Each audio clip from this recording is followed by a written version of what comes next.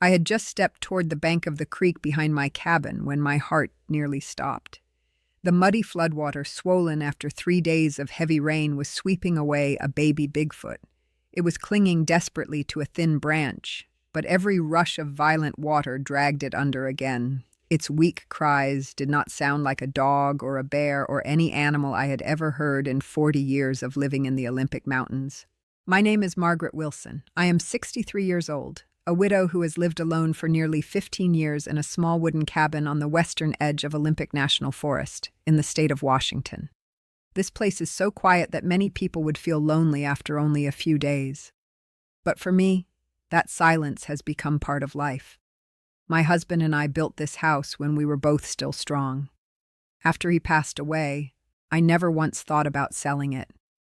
Every wooden plank, every window frame, even the rocking chair on the porch, holds memories I could not bear to leave behind.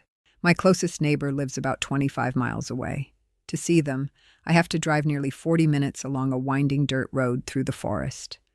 In winter, the snow gets so deep that sometimes I do not see a single car for an entire week. I have grown used to doing everything myself. I chop firewood for heat, repair the roof after every storm, mend the fence when deer break it, tend my small vegetable garden, and keep a few chickens for fresh eggs each morning.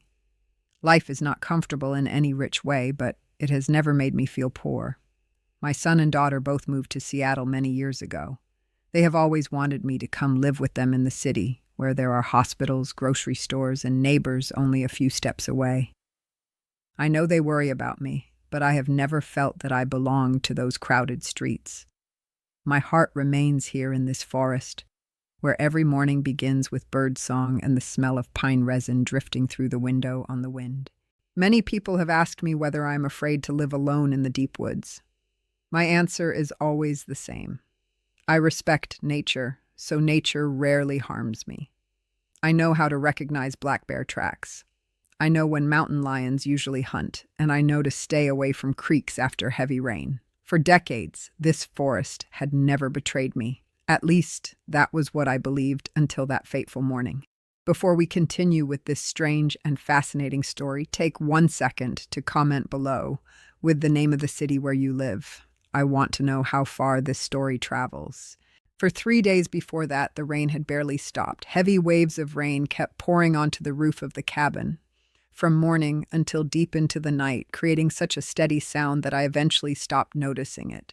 To people living in the city, a heavy rainstorm may only mean inconvenience on the road. But to people living in the forest like me, long rain always means you have to become more careful. The ground begins to soften.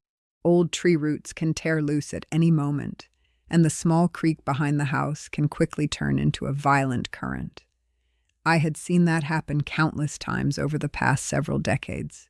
By the morning of the 4th day, the sky finally opened up and revealed a few patches of blue. The first rays of sunlight slipped through the towering fir trees, making the whole forest feel as if it had just awakened from a long sleep.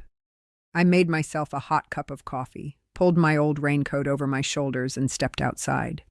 After every big storm, the first thing I always do is check the garden. It is not only my daily source of food, but also the result of months of work. The sight in front of me made me sigh. A few rows of beans had been knocked sideways by the water. The soil around the tomato plants had been washed into small channels, and part of the wooden fence near the edge of the garden had collapsed because the ground had become too soft. I started setting the wooden posts upright again, thinking about how long it would take to repair everything. The work was familiar, so I did not worry much until a very strange sound suddenly came from the direction of the creek. At first I thought it was only branches knocking against each other in the fast current, but a few seconds later the sound came again, broken and weaker, like some small creature was trying to call out while exhausted. I stood still and held my breath to listen again. The water was still roaring over the rocks, but hidden inside that familiar sound was a thin cry that made my heart sink. Leaving the hammer half-driven into the wooden post, I immediately hurried toward the creek. My instincts, shaped by many years of living in this forest, told me something very unusual was happening. It usually took only about 2 minutes to walk from the garden to the creek bank. but that morning the distance felt longer than usual. The ground was still soft after days of continuous rain. Every step sank into soaked layers of dead leaves, releasing the familiar smell of wet earth. The sound of the water grew louder with every step, echoing between the ancient fir trunks like a warning that the gentle little creek I knew had completely changed. When I was still several dozen steps from the edge, I could already see broken tree trunks and dry branches caught against large rocks. The water level had risen at least nearly 6 feet above normal. It was brown with mud and rushing with such force that I only had to look at it once to understand that no creature could fight it if it fell in. The weak cry came again, this time much clearer. It made me turn my head again and again, trying to locate its source. I followed the edge of the bank for a few more steps and suddenly saw something bobbing in the water. At first, I thought it was a bear cub or some kind of monkey swept here from somewhere, even though there are no monkeys in the Olympic forest. I raised one hand to block the sunlight reflecting off the water so I could see more clearly, and that was the moment I froze.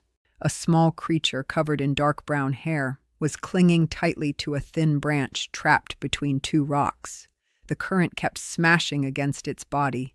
Each wave pulled almost its whole body under before allowing it to surface for a brief moment.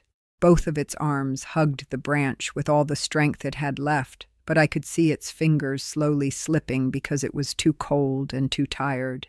Each time it managed to lift its head above the water, it let out a hoarse little cry, so quiet that if I had stood only a few dozen feet farther away, I probably never would have heard it. I looked more closely and realized the creature had many strange features. Its face was flatter than a bear's. Its eyes were large and faced forward like a human's. It had a broad nose, thick lips, and ears almost hidden beneath its soaked fur. Its whole body was covered in long hair, now matted tight with water, but around its eyes and hands, pale gray skin showed clearly. What caught my attention most was its eyes. In them was the panic of a child trying to hold on to the last bit of hope, mixed with exhaustion after struggling too long against the violent water. It was probably only a little over 4 feet tall if standing upright, but at that moment its body was curled from the cold. Every time the branch shook under the force of the current, I felt certain it was about to let go. If that happened, the flood would carry it down toward the rapids below, where huge, upright rocks were strong enough to crush anything caught between them. I had seen a few deer swept through that stretch during past rainy seasons, and not one of them survived to the end of the current. The little creature saw me too. Its eyes widened, staring at the bank as if trying to understand who I was. For a few short seconds, I felt as if it wanted to ask for help, but fear made its whole body stiffen. Its fingers still clung to the branch until they looked pale beneath the wet fur, and its breathing was so fast that its chest rose and fell with every wave. Questions rushed through my mind. Where had this creature come from? Why had I never seen it after decades of living in this forest? What species was it? But all those thoughts disappeared when I heard the branch begin to make a tiny cracking sound. Its base had been worn down by hours of fighting the flood and was now held together by only a few thin strands of wood. I understood that I had very little time before the water took it away forever. In that moment, I no longer cared what the creature in front of me was. The only thought in my mind was that if I stood there hesitating for even a few more seconds, I would watch a living being vanish before my eyes without doing anything to save it. I turned and ran as fast as I could back to the cabin, blaming myself for not bringing rope when I went out to check the garden. In a few short minutes, I found the old climbing rope my husband had once used when cutting trees on the hillside. I wrapped one end around a large cedar tree growing close to the creek bank, pulled hard several times to make sure it could hold weight, then tied the other end around my waist. My hands were already cold from the rainwater, but I still forced myself to tighten the knot before stepping down into the roaring current. The moment my foot touched the water, the force immediately slammed against my body. Every step was heavier than I expected because the rocks underfoot were slick with moss and floodwater kept pushing against my hips. At one point I slipped, and my knee struck a submerged rock so hard that pain shot through my whole leg. I gripped the rope tightly, took a deep breath, and continued forward step by step. A distance of only a few feet suddenly felt endless. When I was close enough, I reached my hand toward the little creature. It looked at me in panic and tried to pull back by instinct, making the branch shake violently. I softened my voice and called to it, hoping that even if it could not understand my language, it would still feel that I meant no harm. A few seconds later, when its strength seemed to finally run out, its small fur-covered hand loosened from the branch and touched mine. I immediately grabbed its arm, turned my body with the current, and used every bit of strength I had to pull both of us toward the shore, while behind my back, the rope stretched so tight it felt ready to snap under the force of the flood. When we both collapsed onto the gravel beside the creek, I had to sit against a tree root for several minutes before I could breathe properly again. My arms trembled from exhaustion, my clothes were soaked through, and my knee still throbbed from hitting the rock under the water. The little creature lay on its side only a few steps away. Its short, rapid breaths showed that it was so exhausted it had no strength left to move. I slowly approached, keeping every movement gentle so I would not frighten it more. For the first time I had the chance to observe it up close. Dark brown fur covered its entire body, thicker and softer than I had imagined, though it was now matted from cold water. Its face looked more like a child's than any animal I had ever known. Its large amber eyes still shone with caution, but behind that was the tired confusion of a creature far too young to protect itself. Its hands were quite large compared with its body, with long fingers and thick dark nails, while its feet were so wide that they surprised me, even though it was only a little over 4 feet tall. It curled in slightly and began trembling from the cold. The motherly instinct inside me suddenly became stronger than all curiosity. I took off the thick coat I was wearing and gently wrapped it around its shoulders. The little creature looked up at me for a long time, blinking slowly, as if trying to understand why a stranger was caring for it. In that moment, I no longer cared what species it belonged to. In my eyes, it was simply a child that had just escaped the blade of the flood. I helped the little creature stand and slowly guided it back to the cabin. The familiar path felt slower than usual because it leaned almost all of its weight on my arm. Each step was unsteady, but it still tried to keep walking, sometimes lifting its head to look back toward the forest as if searching for something. When the wooden door closed behind us, the warmth inside the house made me breathe out in relief.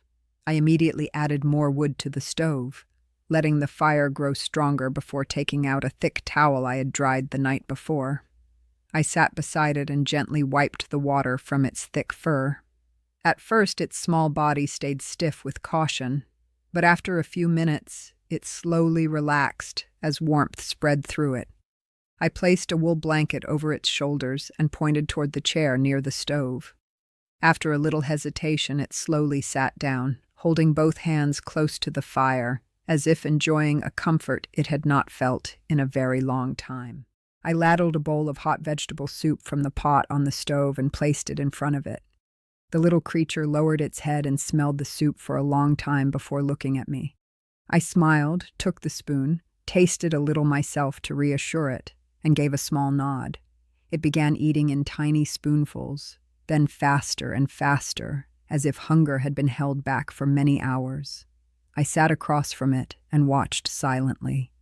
That scene suddenly brought me back to evenings many years earlier, when my 2 children were small and had sat in front of the stove holding hot bowls of soup with both hands after cold, rainy days in the Washington mountains. That evening passed more peacefully than I expected. After finishing the soup, the little creature curled up on the blanket beside the stove and quickly fell asleep. The exhaustion from fighting the flood for so many hours must have taken all of its strength. I stayed in my familiar rocking chair, half knitting a wool scarf and glancing over from time to time. Every time the fire flared softly in the stove, the light fell across that small, fur-covered face, making it look as peaceful as any child in deep sleep. Before going to bed, I stood up to check the windows and lock the front door as I did every night. Just as I pulled one curtain aside, I suddenly noticed something moving near the edge of the forest among the dark tree trunks. The distance was quite far, so I could only see a very large shape standing in the night. For a few seconds, I felt as if a pair of eyes was silently watching my cabin. I opened the door and stepped onto the porch. The air after the rain carried coldness and the smell of damp earth toward me. I called out, asking if anyone was there or needed help, but the forest answered only with wind moving through the pines and the endless sound of the creek. I stood there a little longer and looked over the darkness before me. Everything had returned to its usual stillness, as if the shape I had seen was only a trick of moonlight and moving branches. I closed the door and told myself that a day that long and strange had probably made my mind more sensitive than usual. But before I turned off the final oil lamp, I still had a very clear feeling that somewhere out there in the darkness, someone knew the small child sleeping in my house was safe. The next morning, I woke early, as usual, to the smell of pine wood burning low in the stove. Gentle sunlight passed through the window, signaling that the storm had finally moved on. The first thing I did was look toward the blanket near the fire. The little creature had already awakened and was sitting still, observing the room with obvious curiosity in its eyes. It reached out and touched the pendulum clock on the wall, tilting its head to listen to each steady tick before turning toward the family photographs on the mantel. When it saw the picture of me with my husband and 2 children from many years ago, it picked it up very carefully and studied it for a long time, as if trying to understand the meaning of the smiling faces inside the frame. I placed a plate of eggs, toast, and a few apple slices on the table and gestured for it to come closer. This time it was no longer as cautious as it had been the night before. After watching me sit down first for a few seconds, the little creature slowly approached, sat across from me, and began eating more calmly. Every now and then, it looked up at me and tilted its head slightly, like a child learning how to trust the person who had saved its life only one day earlier. After breakfast, I decided to go outside and chop more firewood to prepare for the cold nights ahead. The little creature silently followed behind me, keeping a few steps of distance but watching every movement with curiosity. The air after the storm was fresher than usual. Sunlight slipped through the branches and reflected on raindrops still hanging from the fir trees, making the whole forest look freshly washed. I took a deep breath and bent down to pick up the axe beside the familiar stump. As soon as I stepped toward the area in front of the woodpile, I stopped without meaning to. In the soft mud left by days of rain, there was a huge footprint pressed clearly into the ground. I set the axe down and knelt to examine it. The footprint was nearly as long as my forearm, wider than any bear track I had ever seen. 5 toes showed clearly, and the heel was pressed so deeply that it proved the creature that made it had tremendous weight. What surprised me most was that its shape looked very much like a human foot, only far beyond any reasonable size. I placed my hand beside the print to compare. My hand covered only about 1/3 of its length. The mud around the edges was still wet, meaning the print had appeared not long before. I slowly stood and looked around the ground in front of the cabin. Only a few steps ahead, another footprint appeared, and then another, forming a trail leading back toward the forest. The distance between each step was so long that I had to take nearly 2 steps to match one stride of whatever had made them. I followed them a few more feet and realized these were not the tracks of a single individual. Different sizes overlapped in the soft earth, showing that many creatures had passed through during the night. Some tracks were smaller, some larger, and all of them led toward the cabin before turning back into the woods. I tried counting the intact tracks and quickly realized there were more than 10. A cold feeling ran down my spine, and I instinctively tightened my grip around the axe handle. At that moment, the little creature stepped forward from behind me. The moment it saw the footprints, its eyes lit up.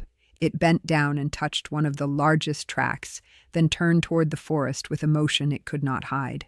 A low, drawn-out sound rose from its throat, carrying a rhythm very different from the weak cries I had heard by the flood the day before.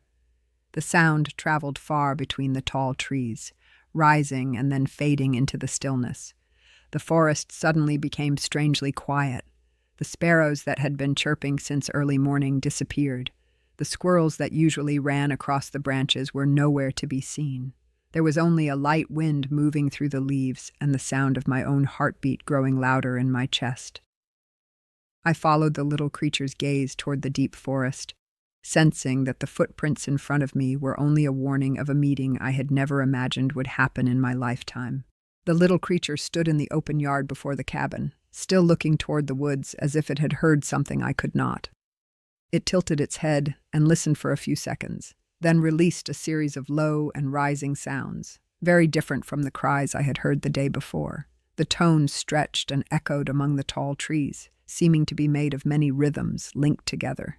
It was not the sound of an animal in fear. It sounded like a hopeful call sent toward a faraway place. After the final note faded into the air, it stood still and waited. Its amber eyes stayed fixed on the same part of the forest, and the tension on its face slowly turned into anticipation. Its small head shifted slightly when each gust of wind came through, as if it was trying to recognize a very familiar signal. I held my breath and listened too, but apart from the rustling of leaves, I could not hear anything else. A few seconds later, the little creature suddenly smiled. It was the first time I had ever seen that expression on its face. Its shoulders relaxed, its eyes brightened, and its whole body seemed to fill with life. It placed one hand on its chest, then pointed toward the forest before turning back to me with excitement it could not hide. Although I did not understand the meaning of the gesture, I felt that it had just received an answer from someone. Then a very heavy footstep sounded from deep inside the forest. It was followed by the cracking of dry branches under the weight of a large creature. Then came another step, and then many more, one after another. The sound approached slowly, evenly, and with great power. I unconsciously tightened my hand around the axe handle near my foot, while the little creature stared forward with eyes shining like a child, finally seeing family after being lost for too long. The footsteps became clearer, so heavy that I could feel the ground beneath me tremble slightly with each one. The ferns at the edge of the forest shifted before the trees in front of us slowly parted, making way for enormous shapes entering the clearing before the cabin. I stood frozen, almost forgetting to breathe.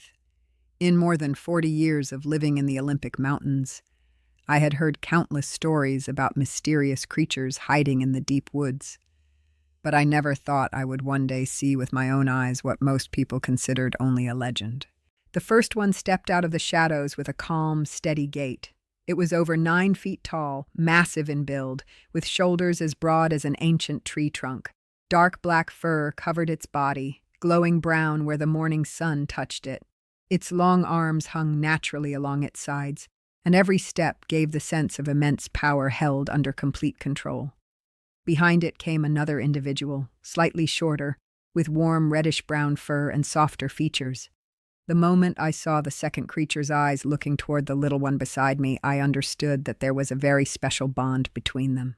Then more shapes appeared one after another. 3 full-grown individuals with strong bodies kept even distances from one another, their eyes constantly watching every movement around the cabin. Behind them were several younger ones, smaller in build but still taller than a grown man. Last came the 2 youngest members of the group, looking around with curiosity. I counted once, then again to make sure I was not mistaken. There were 12 of them standing before me. What surprised me most was the way they moved. Each individual kept a certain distance from the others, as if they had long been accustomed to that formation. No one pushed ahead, and there was no sign of chaos. The whole group moved toward the yard with slow steps, their eyes always focused on the small creature I had rescued the day before.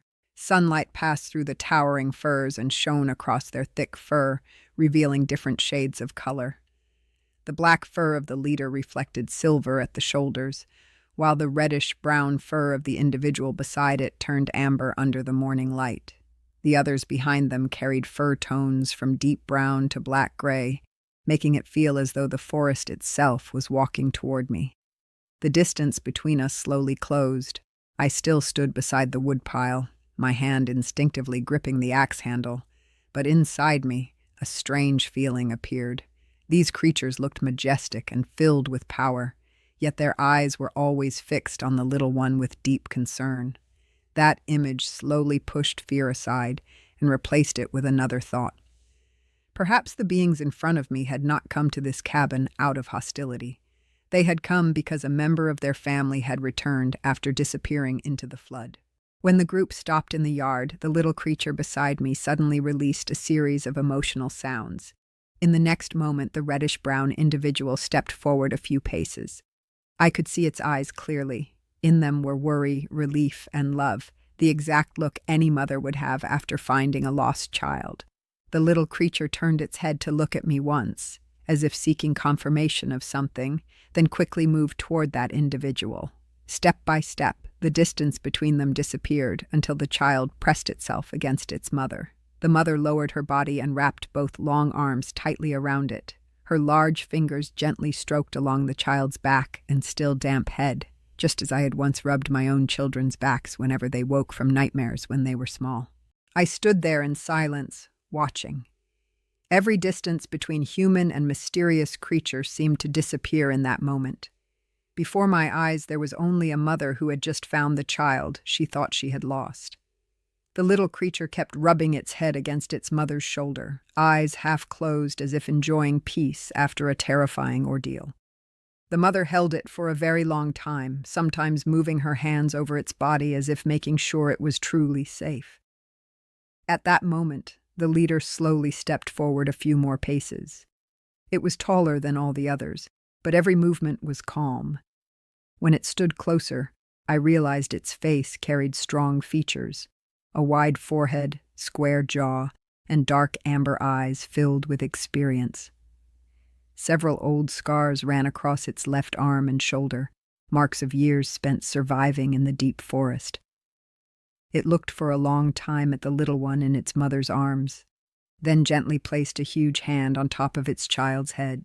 The little one looked up at its father and made several short, fast sounds, using both hands to gesture as it spoke. I did not understand their language, but I felt it was telling everything that had happened from the moment the water swept it away to the moment it was brought into my cabin. The father listened closely, occasionally glancing toward me before looking back at his child. In those eyes, the earlier caution had faded, replaced by deep thought. The other members of the group also moved closer, forming a wide arc around that small reunited family. They looked at the child with concern, and a few even reached out to touch its shoulder gently, as if confirming it had truly returned. I stood some distance away, but I no longer felt as if I were facing strangers. Before me was a family reunited after disaster. That moment reminded me of the days when my children were small. As long as they came home safely after being away, every worry in my heart would disappear. Perhaps whether human or any other creature living in this forest, love for family always carries the same meaning. After that emotional reunion, I suddenly realized I was still holding the axe. It was only the reflex of someone who had lived too long in the deep woods, where any encounter with large creatures requires caution. I slowly lowered the axe blade to the ground, though my hand stayed on the wooden handle out of habit. The leader turned its gaze toward me. The distance between us was only a few steps now, close enough for me to see each strand of fur on its face and the old scars across its broad shoulder. I waited for an unpredictable reaction, but what happened was completely different. It simply stood there, silently studying me with a strange calm. In those amber eyes, I saw no anger because its child had been in the hands of a stranger. I also felt no intention to take over the yard or threaten my small cabin. Instead, there was a deep concentration, as if it was trying to read every expression on my face to decide whether the human before it could be trusted. I took a slow breath and gently nodded by instinct. No words were exchanged, but the tense air between the two sides seemed to soften. In that moment, I understood that sometimes calm and goodwill are stronger than any weapon a human hand can hold. Silence covered the yard for a few seconds that felt very long. Then the leader slowly raised its head, took a deep breath, and released a deep, resonant sound from its chest. The call moved through the trees like a wave, carrying an even rhythm full of dignity. The other members of the group immediately turned their eyes toward it, listening closely to each note as if receiving a familiar message. As soon as the call ended, something happened that left me stunned. The leader slowly lowered itself onto one knee, The motion was very slow and very solemn, and it did not look like surrender at all. It placed its right hand over its chest and bowed its head for several seconds. The mother of the little creature made the same gesture. A few seconds later, each member of the group followed. 12 enormous creatures knelt together in the little yard before my cabin, creating a scene I knew I would never forget for the rest of my life. I stood so still, I forgot to blink. Many emotions rose inside me at once. First came astonishment, then confusion, and finally a feeling so deep I could not put it into words. I had never thought that one very ordinary action would receive such a response. I had only saved a life because I felt it was the right thing to do. But to the family before me, that act seemed to mean far more. The leader slowly stood again and looked straight at me. Its eyes had completely changed from the moment it had first appeared before the cabin. I could feel respect and gratitude clearly in its gaze, even though we still had not shared a single spoken word. The mother gently placed a hand on her child's shoulder, and the little creature turned to look at me for a long time. It placed one hand on its own chest and tilted its head toward me, repeating the exact gesture the leader had just made. I smiled and instinctively placed my hand over my chest, wanting to return that ritual with all the sincerity I had. In that moment, I understood that gratitude sometimes needs no language. When an action comes from the heart, both sides can feel the meaning the other wishes to send. After that strange ritual, the leader turned slightly toward the forest. The others immediately understood and slowly shifted formation. The mother placed one hand on her child's shoulder and gently guided it back toward the center of the family. Before leaving, the little creature turned back to look at me. It took a few more steps, gently touched its head against my arm as a farewell, and looked up with eyes I would never forget. In those eyes was the attachment of a child who had just found its family again, but also affection for the one who had reached out to help when it was most desperate. I lifted my hand and gently stroked its soft fur-covered head, then smiled. Only seconds later, the whole group began moving back toward the deep forest. Their steps were heavy but rhythmic, slowly disappearing behind the fir trees until the yard before the cabin returned to its familiar stillness. I stood there for a long time, looking toward the direction they had gone. A sudden emptiness slipped into my heart, as if my small house had just sent off the most special guests of my life. I told myself that this strange encounter had probably come to an end, and that what had just happened would become a beautiful memory belonging only to me.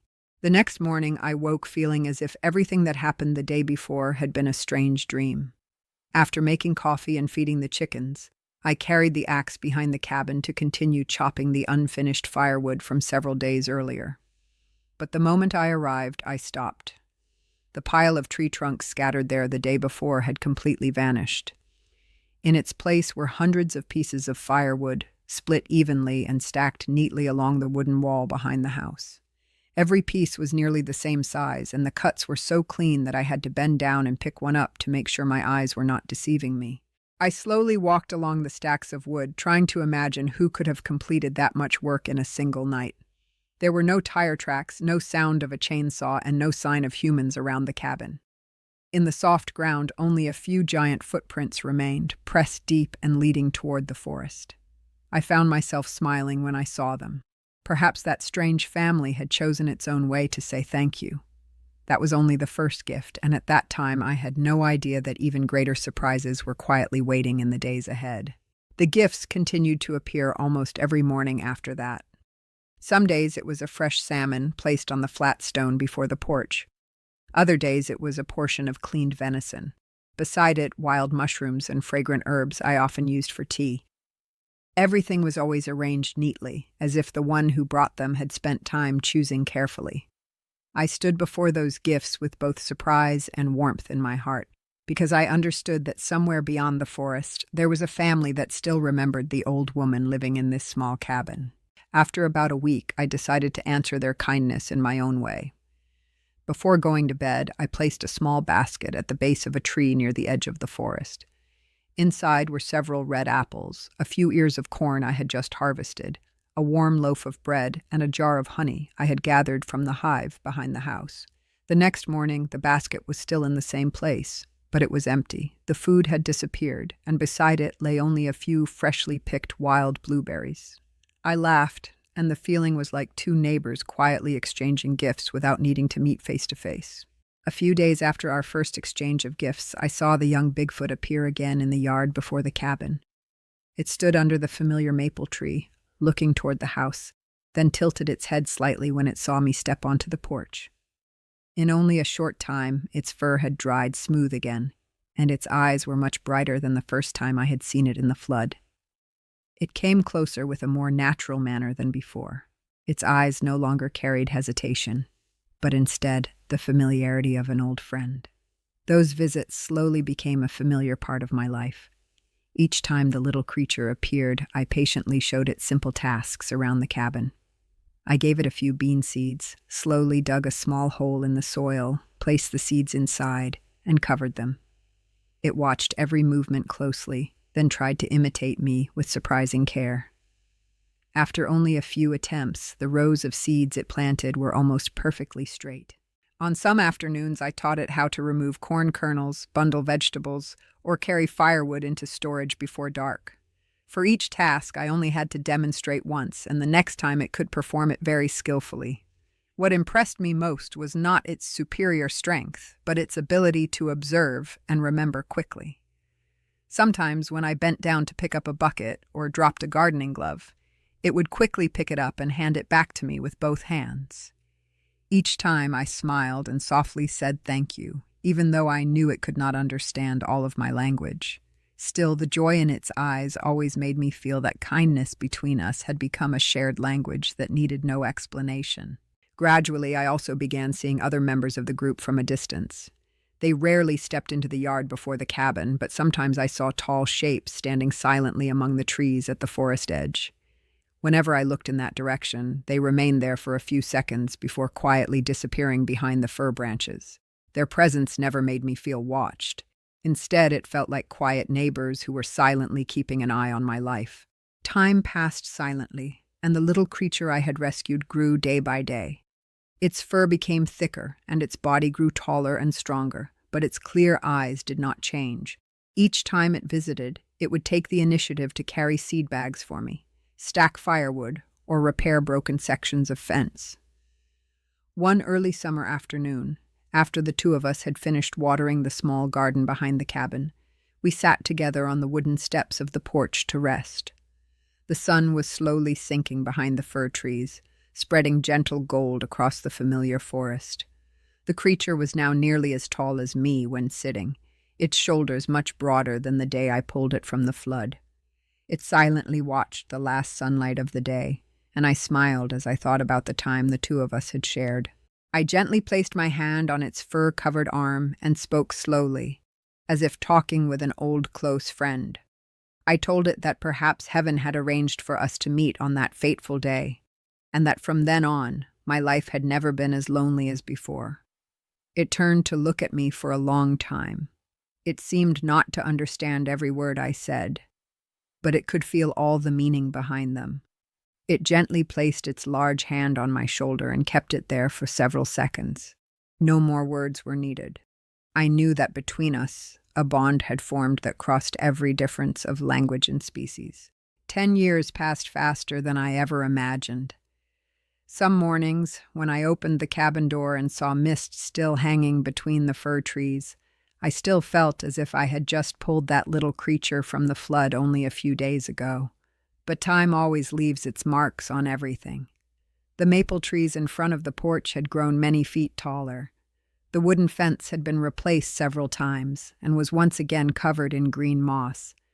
My little garden had expanded after years of harvest. Just looking at the rings of old tree stumps was enough to know that a full decade had truly passed. I was 73 years old now. My silver hair was almost completely white. The hands that had once been strong enough to split large logs by myself now carried more age spots and raised veins beneath thin skin. Every morning when I woke, I usually sat on the edge of the bed for a few extra minutes to let my knees loosen before beginning the day. Paths I used to walk quickly were now crossed with slow steps. Whenever I carried water from the well or lifted a full basket of vegetables, I had to stop and rest 2 or 3 times along the way. The old axe still hung in its familiar place on the cabin wall, but it had been quite some time since I had enough strength to chop an entire pile of wood. Each time I lifted the handle, my shoulder quickly became tired after only a few swings. At first, I tried to convince myself that if I simply rested a little more, my strength would return. But the years never moved backward. I slowly learned to accept that my body had changed. Some things that once felt simple now required more time and patience. Even so, I never felt sad about growing old. Life in the Olympic forest kept its familiar rhythm. Each morning I made a cup of coffee, sat on the porch watching sunlight pass through the mist, and listened to birds calling to one another high in the trees. After that, I slowly tended a few vegetable beds, cutting old tomato branches, watering beans, and pulling weeds around the squash plants. The work took far longer than before, but I still liked doing each small task with my own hands. As long as I could still care for this cabin, I felt strong enough to continue living in the place that had been tied to nearly my whole life. My son and daughter still called every week. Each time they asked the same question: when would I finally move to Seattle and live near them? I always smiled and carefully changed the subject. It was hard to explain to them why I had never wanted to leave this forest. This place did not only hold memories of my late husband or the years of my youth. After that fateful day beside the flood, it had also become the home of a strange friendship I had never imagined I would have in the final part of my life. Each time I thought of that, every falling leaf, every rainstorm, and every sunset in the Olympic forest carried a special meaning to me. The little creature I had once rescued from the flood had now become an impressive adult. The first time I truly realized it, I stood on the porch for a long while and laughed to myself. In my memory, it was still the trembling child curled beside the stove with a wool blanket around its shoulders. But time had quietly changed everything.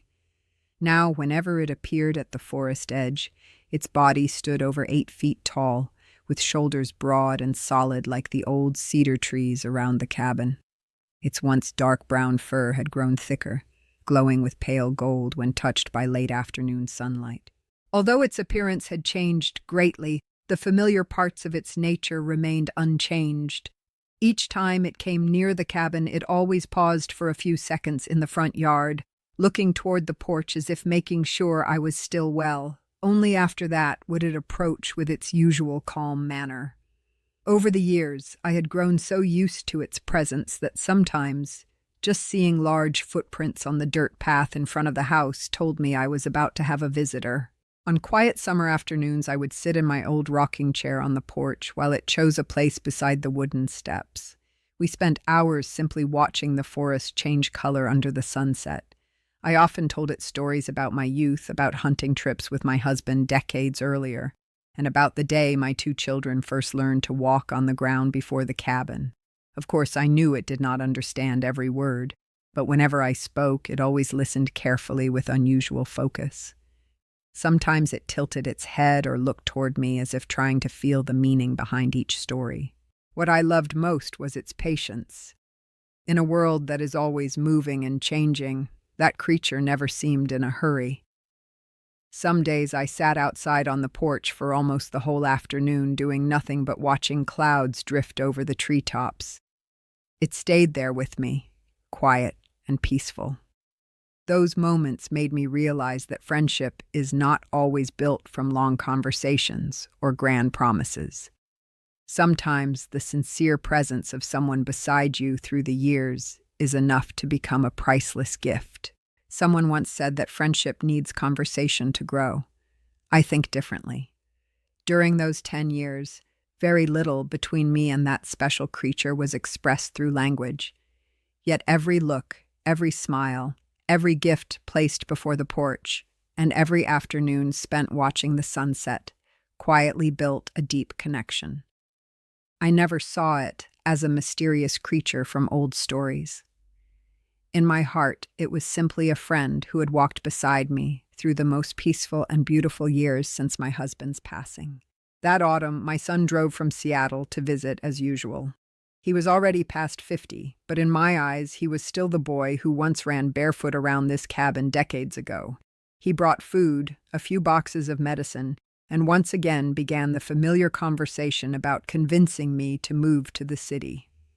I only smiled, made more coffee, and told him to stay a few days to enjoy the fresh air of the forest. He knew it would be hard to change my mind, so he did not bring it up again. The next morning, the two of us walked around the land behind the cabin to check the fence. After the rain from the night before, the ground was still quite soft. We had only walked a short distance when my son suddenly stopped. He bent down for a long time and brushed away the wet maple leaves covering a large print in the ground. I followed his gaze and immediately recognized that familiar footprint. It was nearly 20 inches long, the toes clearly visible, and the distance between steps was so great that an ordinary person would have to run to keep up. My son looked at me in astonishment. He took out his phone, preparing to photograph it, and said he had never seen any footprint that large. He began guessing all kinds of possibilities, from an undocumented animal to someone deliberately making fake tracks as a prank. The more he studied it, the more excited he became. After a few minutes of silence, he said we should report it to the forest rangers or researchers. If this was truly a new discovery, many people would want to survey the area. When I heard that, I gently placed my hand on my son's arm and shook my head. I told him that this forest had existed long before we ever stepped into it, and it had always kept its secrets in its own way. There are creatures that prefer to live apart from humans, and sometimes the best thing we can do is let them continue living in peace. My son looked at me with confusion. He asked why I was so sure. I only smiled, bent down, used a branch to cover the footprint with a few more leaves, and slowly walked on. On the way back to the cabin, I did not tell my son anything about the family that had been beside me for 10 years. It was not because I did not trust him. I simply understood very well how the outside world would react if it knew the truth. Cameras, research teams, and curious crowds would quickly flood into this quiet forest.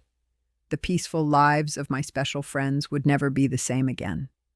So I chose to keep that secret inside my heart, where time and gratitude could protect it more safely than any explanation. A few weeks after my son returned to Seattle, I decided to walk into the forest behind the cabin to pick some mushrooms and herbs.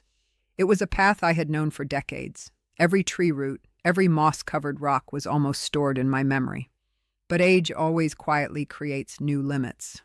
I walked much slower than before, and the wicker basket in my hand became heavy after only a short distance. Still, I felt peaceful, breathing in the smell of wet soil and pine resin in the air after the night rain. As I bent down to cut a cluster of mushrooms growing beside an old fir root, my foot accidentally stepped onto a layer of dead leaves covering a slick stone. My whole body instantly lost balance. I tried to grab a nearby branch, but the dry branch snapped in my hand. I fell down the low slope beside me, rolled through a few ferns, and stopped in the soft earth. A sharp pain ran from my ankle up to my knee, forcing me to sit still for a long time before I could catch my breath. I tried several times to stand, but my right leg could barely hold weight. The cabin was less than half a mile away, but that distance suddenly felt farther than ever. I leaned my back against a tree, tried to stay calm, and thought about how to return home.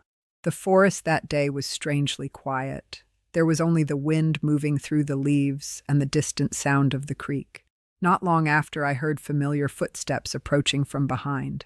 I turned my head and saw my special friend standing in a patch of light falling through the trees.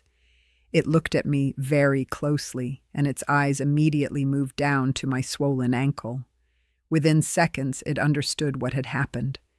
It came closer, lowered itself onto one knee in front of me, and gently extended one large hand, as if asking whether I would allow it to help. I smiled, nodded softly, and placed my hand on its fur-covered arm. It wrapped one arm behind my back and placed the other under my knees. Every movement was careful, slow, and steady, like someone lifting something precious and fragile. As I was lifted, I suddenly remembered the morning 10 years earlier when I had pulled a small creature out of the flood. Back then, I was the one who reached out to save it. Now, after so many years, it had become the one carrying me across the most difficult path back to my familiar cabin. In that moment, I realized that the circle of kindness had quietly closed in the most beautiful way life could arrange. After that fall, I understood more clearly than ever that my body had entered another stage of life. My ankle healed slowly, and whenever the weather turned cold, my joints ached dully for hours. I still tried to maintain my usual work around the cabin, but my rhythm of life had become far slower than before. Some afternoons, instead of gardening until sunset, I only sat on the wooden chair on the porch, quietly watching the forest change color with each gust of wind. My special friend seemed to notice that change too. Each time it visited, it spent more time sitting beside me than walking around the property. Sometimes we watched sparrows hopping along the branches in front of the porch. Sometimes we only listened silently to the creek in the distance. The quiet between us never felt awkward. Instead, it felt like the peace of two friends who had understood each other deeply after many years together. One late autumn afternoon, I gently placed my hand on its broad arm and smiled. I slowly told it that I had lived a long enough life, that I had witnessed many goodbyes, and also received more beauty than I had ever hoped for. I said that if one day I was no longer sitting in that chair, I hoped it would continue living peacefully in the forest we both loved. It watched me for a long time, its quiet eyes reflecting the fading sunset. After a few seconds, it gently placed its large hand over my wrinkled one. That gesture could not stop time, but it was enough to make me feel that the bond between us would last far beyond the limits that age places on human beings. The following spring, my daughter came to visit the cabin after hearing from her brother about the fall I had taken in the woods. The moment she walked through the door, she held me for a very long time. During the days she stayed, she barely took her eyes off anything I did. If she saw me carrying a bucket of water or bending to pull weeds in the garden, she hurried over to help. I understood that her worry came from love, but I also knew that inside her heart she had already made a decision. On the evening before she returned to Seattle, the two of us sat on the porch watching moonlight cover the forest. My daughter held my hand and gently said that it was time for me to live somewhere with doctors, family, and someone to care for me every day. She said everyone missed me, and that the cabin would always remain here, waiting for the day I wanted to come back and visit. I stayed silent for a long time. In my heart, I knew her words were completely reasonable. After months of declining health, I had begun to feel clearly the limits I could no longer ignore.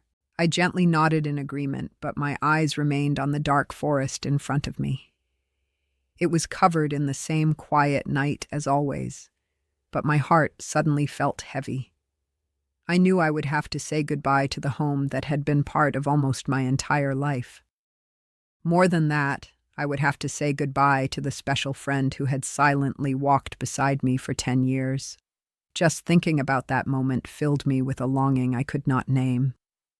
On the morning I left the cabin, the whole Olympic forest was covered in a thin, early mist. My son and daughter had loaded the cardboard boxes neatly into the pickup truck from early morning.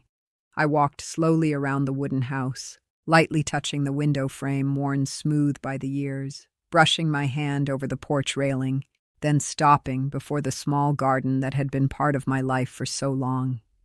Every small corner held a piece of memory I knew I might not see again for a long time. Before getting into the truck, I asked my children to wait a few more minutes and walked alone to the large maple tree at the edge of the forest. That was the place where my special friend and I had placed gifts for one another over the years. From my coat pocket, I took out a blue wool scarf that had stayed with me through many winters.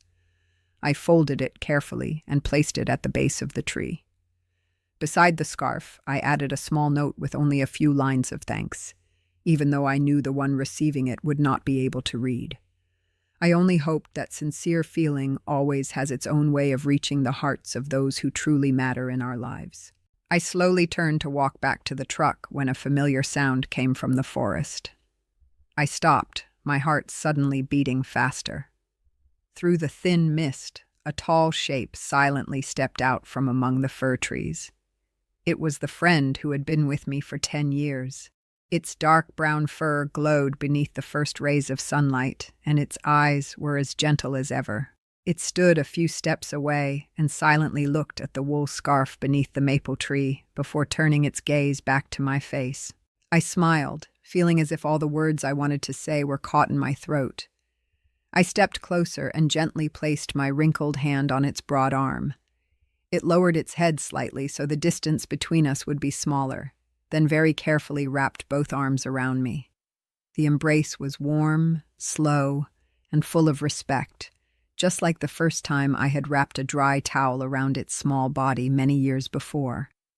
I closed my eyes for a few seconds and quietly stored that feeling inside my heart, because I understood that this would likely be the last time we stood together in this familiar forest.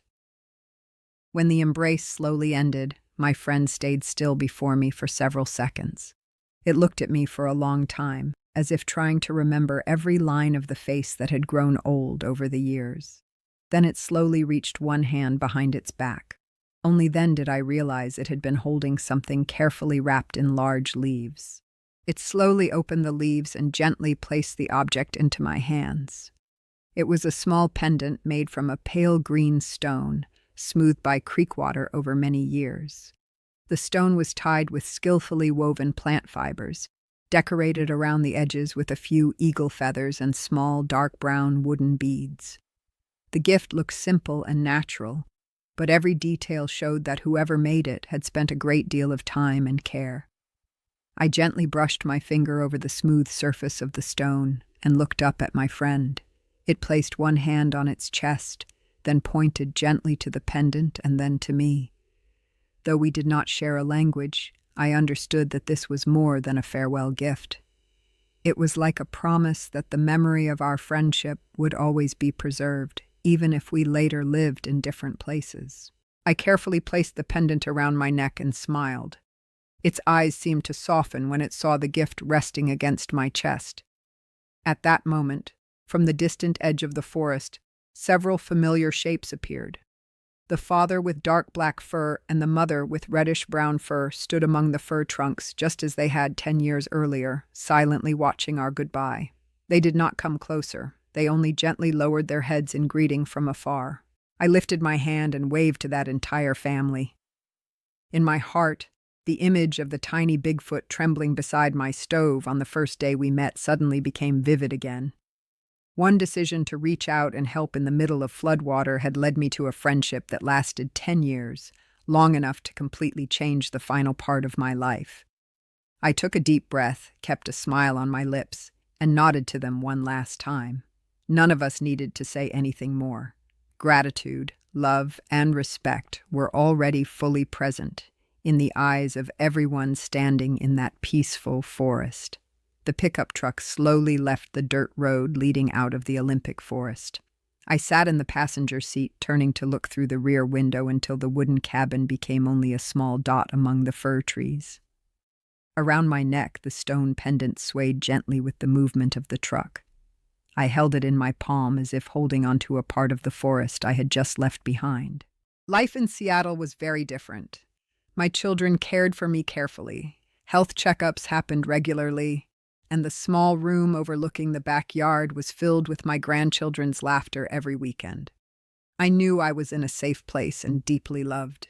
Yet every morning when I woke, I still had the habit of opening the window, taking a deep breath, and unconsciously searching for the smell of pine resin, the sound of the creek, or wind moving through high branches.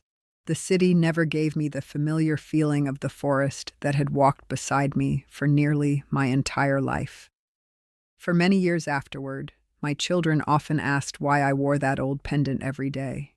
I only smiled and told them it was the most precious gift I had ever received. I never told anyone the full story behind that small stone. Some memories, the fewer people know them, the more perfectly they remain preserved inside the heart. Sometimes on nights of heavy rain, I remember that fateful morning beside the flood. A single moment of choosing to reach out and save a small life opened the most beautiful journey of my final years. I did not find a legend in the Olympic forest. I found a family that knew how to love, how to feel gratitude, and how to keep a promise in their own way. Even today, whenever someone asks me whether Bigfoot is real, I only smile, look toward the distant sky, and lightly touch the pendant on my chest. I have never felt the need to convince anyone to believe my story. The most important thing was never proving the existence of a mysterious creature. The most memorable thing is that kindness can cross every difference in language, form, and species. As long as one person is willing to reach out and help at the right moment, a miracle may quietly follow them for the rest of their life. I'm Victor, and if you are still sitting here after this whole story, first of all, I truly thank you. Many people ask me what makes Bigfoot stories so captivating. Is it the mystery, the giant footprints, or the thrill of imagining that somewhere in the vast forests there may still be a creature science has never fully explained? Honestly, for me, that has never been the most important part. What I love most about this story is not the moment the whole Bigfoot family appeared before the cabin. It is not even the moment they knelt to show gratitude. The moment that makes me think the most is 10 years later, when the once small creature carried Margaret back to her cabin after she fell in the forest. Life often moves in very strange circles. One day, you are the person helping someone else. Then one day, you become the person who needs help. The kindness we plant today may not return immediately, but somehow it always finds its way back. I also love another detail. Margaret never tried to prove to the whole world that Bigfoot existed. She did not seek fame. She did not call researchers. She did not lead crowds into the forest to hunt for her friends. She understood that some of the most beautiful things can only continue to exist when humans respect distance and protect the peace of nature. Perhaps that is also a lesson for all of us. Not every mystery needs to be exposed. Not every precious thing needs to be possessed. Sometimes simply knowing it exists somewhere is already enough. I do not know whether Bigfoot is real or not. Maybe this is only a story passed down through generations. Maybe somewhere beyond the ancient forests of North America, there are still things human beings have never fully discovered. But I believe the emotion in this story is real. Gratitude is real. Friendship is real. And kindness is always real. If one day you stand before a choice between indifference and compassion, I hope you remember Margaret. You may never know how much one small action of yours can change someone's life. If you enjoy stories like this, please take a moment to hit like and subscribe to Bigfoot Sasquatch Story so you do not miss the next episodes. Every subscription gives this channel more motivation to keep searching for, collecting, and retelling emotional stories about Bigfoot, Sasquatch, and the mysteries hidden in the wild. And now, I would truly love to hear your thoughts.